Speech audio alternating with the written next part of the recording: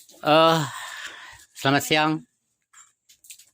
Episode yang ketiga ini saya Sudirman Channel menelusuri perjalanan seorang ibu honorer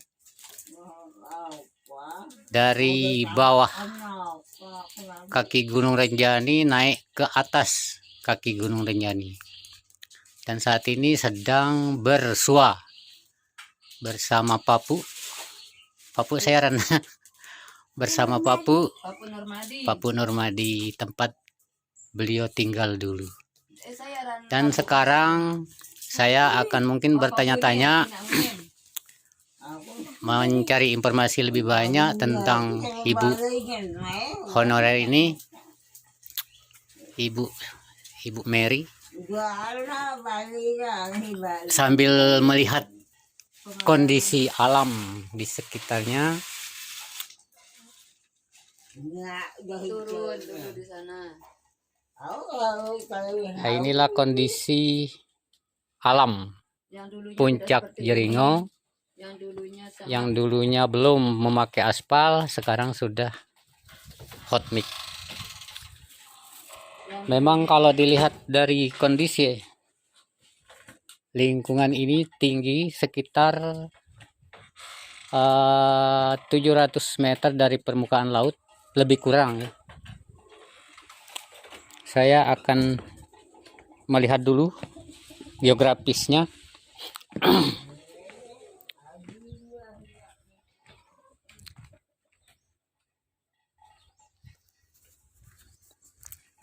Jadi jalan ini sudah mendingan dibandingkan dulu tahun 1917. Nah, ini di sini ada sekolah SD dan SMP satu atap. Kita melihat dulu kondisinya.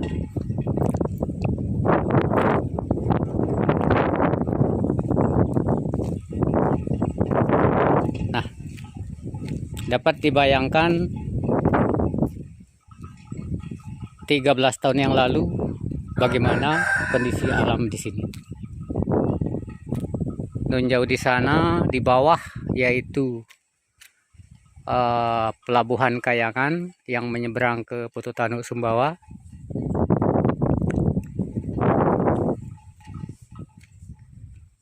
Di sini tempat pengabdian pertamanya di sekolah SD Jeringo dan bersama SMP 3.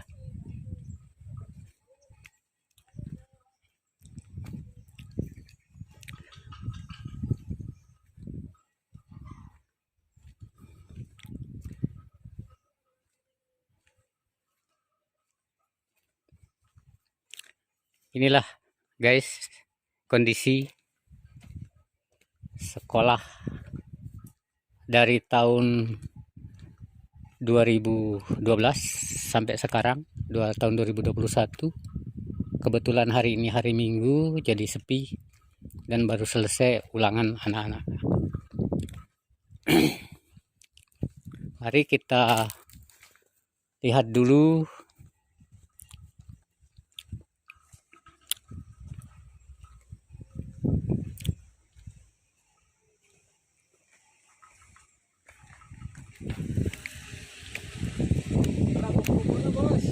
libur ini, guru-gurunya ndak ada.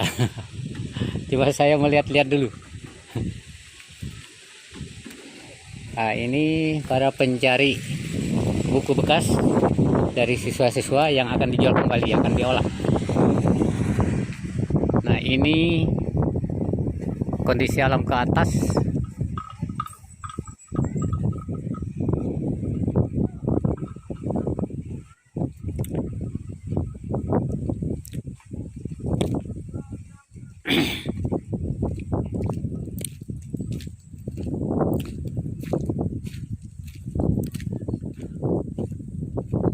Pemandangan dari atas Jeringo ini, puncak Jeringo ini memang sangat indah sekali karena bisa kita memandang ke segala arah. Pulau Lombok memang pulau yang sudah dikenal dengan Pulau Seribu Masjid.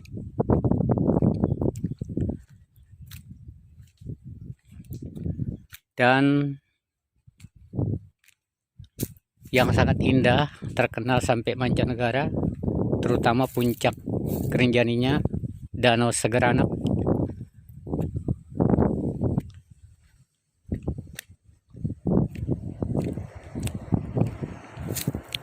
Saya akan mencari tempat yang agak tinggi untuk bisa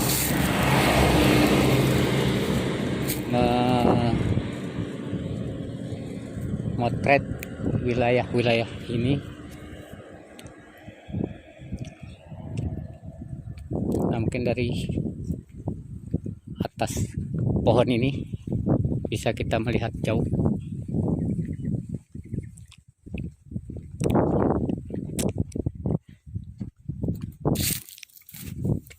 Iya.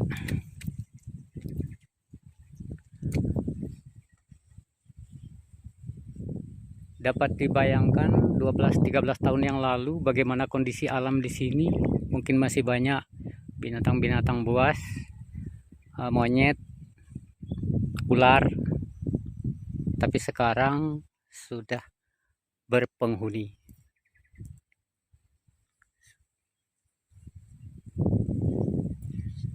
Jadi sebagai guru honorer memang mental yang dimiliki sangat kuat, walaupun dengan gaji yang kadang-kadang dapat, kadang-kadang tidak dapat. Ya kalau dia dapat paling per bulannya 150.000 pada saat itu. 200 itu pun kalau betul-betul kepala sekolahnya yang amanah bisa memberikan gaji yang optimal. Tapi ya dapat kita bayangkan, guru negeri saja di tempat ini mungkin tidak akan betah. Padahal gaji yang PNS terima kadang-kadang full kan.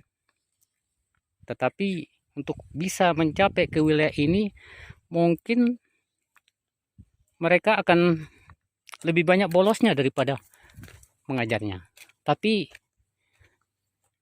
ibu guru Mary ini ternyata sangat kuat, sangat tahan banting menghadapi situasi yang keras pada saat itu. Nah, inilah napak tilas yang akan Sudirman Channel menyampaikan kepada para halayak ramai di media sosial, bisa sebagai mengambil aspirasi dari ibu guru ini yang saat ini beliau sudah membangun satu lembaga, yaitu lembaga PAUD Harapan Bangsa di Kecamatan Prinjesele.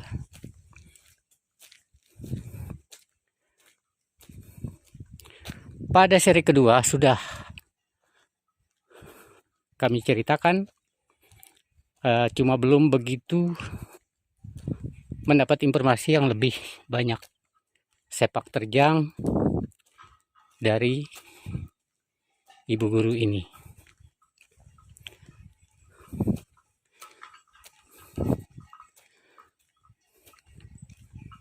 Saya sudah ngos-ngosan ini, sudah ngos-ngosan berjalan naik turun karena tingginya, ya sambil latihan lah. Nah, sekarang kita akan coba dulu bertanya-tanya kepada ibu guru Siti Mariam SPD.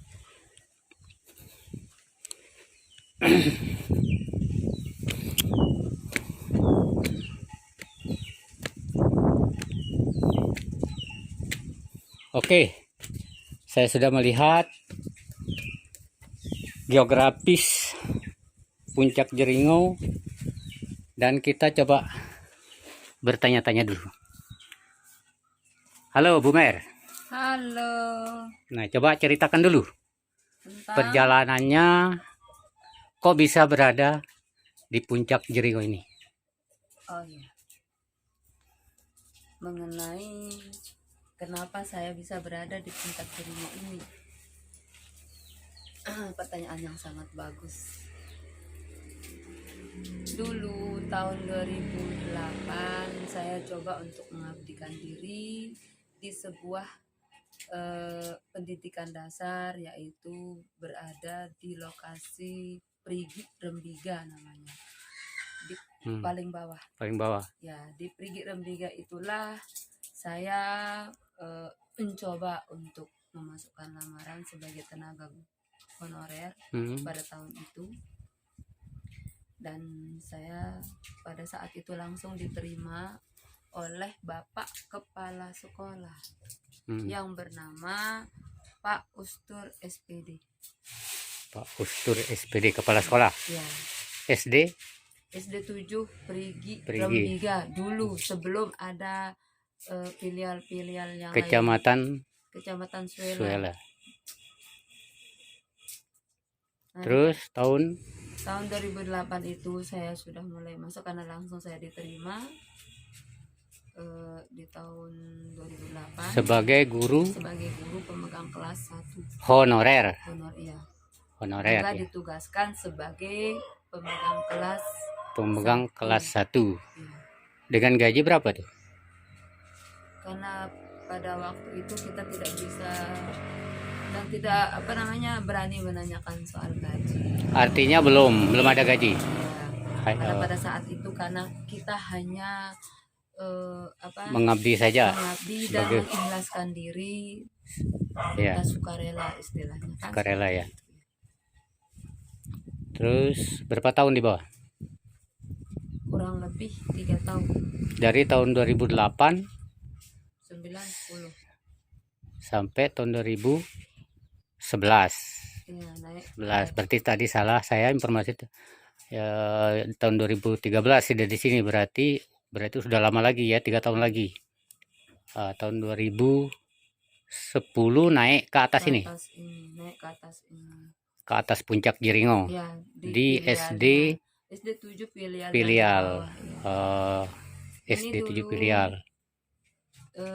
Tidak seperti ini. Jalannya tidak sebagus yang sekarang dan tak seindah yang sekarang. Dulu itu jalan setapak di pinggiran hutan. Ya. Di pinggiran pegunungan, intinya semuanya jalannya setapak. Jalan setapak karena memang belum ada daerah, belum masuk baru daerah setapak jalan setapak saja ya. Iya, hanya jalan setapak. Dan pertama kali guru honor perempuan saya di sini berada di sini. Ya. Karena yang di bawah itu SD 7-nya filialnya di atas. Di puncak Jeringo. Terus jumlah siswa pada saat itu? Ya lumayan banyak. Sekitar 30. Di kelas 1-nya aja lebih dari 30. 31 kelas. Iya. Terus kelas 2-nya, kelas 3 dan sampai kelas 6-nya sudah banyak. Nah, terus dari tahun 2010. Nah, akhir tahun 2010 saya kembali melanglang buana ke Kuang Rengateran di Paleng bawah itu. Di bawah Jeringo juga? Ya, di bawah sekolah. Ya, di bawah SD Filial 7, SD 7 Filial. Ya, namanya Kuang Rengateran. Kuang Rengateran. Ya, Tran. Ya, tapi saya di situ tidak mengabdi sebagai guru, tapi mengabdikan diri di masyarakat. Di masyarakat. Iya. Sebagai kader kesehatan. Kader kesehatan dan sekaligus bendahara pertanian pada waktu itu. Tahun 2010. Masuk dia dari tahun 2009, 10 dan tahun 2011. Jadi itu sebagai kader kesehatan ya. Dan juga memegang kelas. Enggak? Tidak. Saat jadi itu saya sudah tidak mengabdi di sekolah karena pada saat itu saya harus menyelesaikan studi dulu. Studi S1 saya. yang di Mataram. Terus Nah, pada tahun 2011 kalau nggak salah, sekitar bulan April ya, bulan April itu saya sudah minta izin untuk kuliah. menyelesaikan kuliah saya yang terakhir, karena saya sudah menyusun skripsi pada saat itu. Nah, jadi saya mengundurkan diri sebagai pemandu masyarakat sekaligus kader pengelola kesehatan pertanian di sini, sebagai bendahara pertanian pada waktu itu, langsung dari Jakarta Pusat. Yang pemegang itu ada SK-nya? Ada, sudah di SK. Nanti coba kita posting SK-nya, kita lihat. Setelah itu terus selesai kuliah. Saya selesai kuliah itu pada tahun 2011 November. Ya, pas 11 November. Berarti bersamaan kita nih wisudanya tahun 2011, bulan November juga. Iya. Ya, saya juga di STKIP tahun 2011 wisudanya. 2011 saya wisuda. Saya juga S1-nya di tahun yang sama, di bulan November, bulan yang sama juga. Ya, setelah itu kemana? Saya coba mengabdikan diri memasukkan lamaran di SD 7 Pengadangan. Pindah ke kecamatan lain ya, berarti ya. Kecamatan Pringgasela di Pengadangan Timur. Berdekatan dengan tanah kelahiran. Ya, tetapi karena saya merasa di situ lokasinya memang bagus, sekolahnya juga cukup bagus, tetapi SDM-nya tidak begitu menyenangkan, akhirnya saya mengundurkan diri. Terus yang memegang menjadi kepala sekolah pada saat itu adalah Pak Haji Munir SPD. Dari saudara sendiri, Pak Haji Munir SPD. Ya, bisa dibilang begitu, saudara sendiri alias kakak sendiri. Nah, tapi pada saat itu tidak pernah merespon bagaimana selanjutnya, bagaimana kedepannya perjalanan hidup saya sebagai seorang guru honorer. Di tengah-tengah kepemimpinan beliau tidak ada titik terangnya. Akhirnya saya berani memindahkan diri atau mengalokasikan diri ke daerah lain, ke desa lain. Terus ya, saya beranjak ke Pengadangan Barat, dan saya melihat lokasi di Pengadangan Barat itu cukup sangat-sangat memuaskan kalau kita lihat dari segi pendidikan, karena jauh ada dari kemajuan. Ya, jauh dari pendidikan. Yang utamanya kita lihat dari lokasi dusun itu, jauh dari daerah Sukatayen, dusun Sukatayen, dan jauh dari Ketembong, dusun Ketembong. Untuk pendidikan PAUD-nya, memulai berdirinya sekolah, berinisiatif membuka PAUD. Iya. Disitulah saya berinisiatif ingin melakukan sesuatu untuk membangun pendidikan taman anak-anak itu. Nah, jadi disitulah perjalanan hidup saya untuk membangun sebuah lembaga PAUD yang saya beri nama PAUD Harapan Bangsa. PAUD Harapan Bangsa ya. Terus tahun 2013 kalau nggak salah, saya ingat di tanggal 23 Maret tahun 2013 saya mencoba untuk mendata siswa dan mencari calon guru. Oh iya, terus setelah gurunya sudah siap, wali murid juga sudah full, dan kebetulan pada tahun pertama penerimaan siswa baru itu jumlah siswa lebih dari 70. Wah, besar itu. Berarti berapa kelas? Bisa 3 kelas jadinya. Ya, lebih dari itu malah. Ya. Nah, jadi pada saat itu saya sangat antusias sekali dengan Berapa jumlah guru waktu itu? cuma 4 kalau 4 orang. ya, 4 orang. Terus dengan digaji?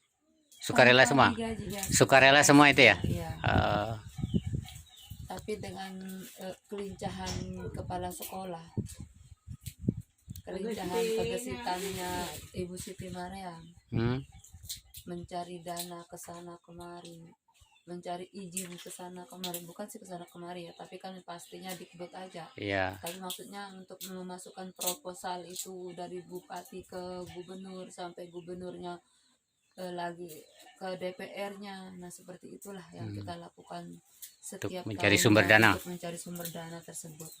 Jadi pada tahun 2014 itu mulai diturunkan izin operasionalnya karena salah 18 Agustus. Oke, saya tutup dulu karena informasi mungkin lebih banyak nanti kita cari, kita tutup dulu, nanti kita lanjuti lagi. Oke.